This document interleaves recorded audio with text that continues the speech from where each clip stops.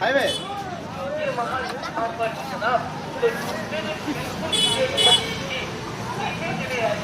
हमारी पहचान गाड़ी के बाद और लीजिए 100 रुपए में 100 रुपए में 100 रुपए में 2 चप्पल और साथ साथ 3 सामान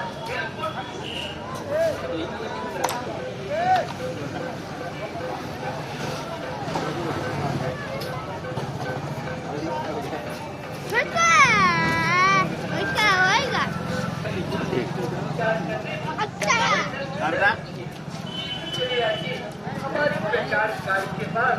और 100 रुपए में और साथ साथ 3 सामान बिल्कुल